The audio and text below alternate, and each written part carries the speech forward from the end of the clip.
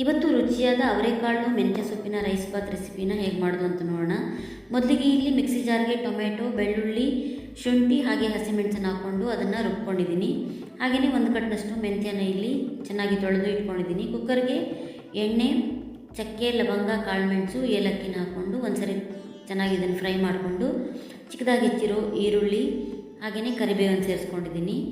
ಹಾಗೆ ಇದಕ್ಕೆ ಟೊಮೆಟೊ, ಪುದೀನ ಸೊಪ್ಪನ್ನು ಹಾಕ್ಕೊಂಡಿದ್ದೀನಿ. ಸ್ವಲ್ಪ ಅರಿಶಿನ ಪುಡಿನ ಸೇರಿಸ್ಕೊಂಡು ಈಗಾಗಲೇ ರುಬ್ಬಿಟ್ಕೊಂಡಿರೋ ಮಸಾಲೆನ ಹಾಕ್ಕೊಂಡು ಒಂದು ಸ್ಪೂನಷ್ಟು ಸಾಂಬಾರು ಪುಡಿನ ಕೂಡ ಸೇರಿಸ್ಕೊಂಡಿದ್ದೀನಿ. ಹಾಗೆಯೇ ಇದಕ್ಕೆ ಹೆಚ್ಚಿಟ್ಕೊಂಡಿರೋ ಮೆಂತ್ಯ ಸೊಪ್ಪು, ಅವರೆಕಾಳನ್ನು ಹಾಕ್ಕೊಂಡು ಸ್ವಲ್ಪ ಉಪ್ಪು ಹಾಗೆಯೇ ತೊಳೆದಿರೋ ಅಕ್ಕಿ ಹಾಕ್ಕೊಂಡು ಕೊನೆಯದಾಗಿ ಇದಕ್ಕೆ ಕೊತ್ತಂಬರಿ ಸೊಪ್ಪು, ಉಪ್ಪು, ನಿಂಬೆಹಣ್ಣಿನ ರಸ, ಅಕ್ಕಿಯ 2ರಷ್ಟು ನೀರನ್ನು ಹಾಕ್ಕೊಂಡು ಕುಕ್ಕರ್ನ ಮುಚ್ಚಳ ಮುಚ್ಚಿ ಒಂದು ವಿಸಿಲ್ ತರಿಸಿದರೆ ರುಚಿಯಾದ ಅವರೆಕಾಳು ಹಾಗೆ ಮೆಂತ್ಯ ಸೊಪ್ಪಿನ ರೈಸ್ ಬಾತ್ ರೆಡಿಯಾಗುತ್ತೆ.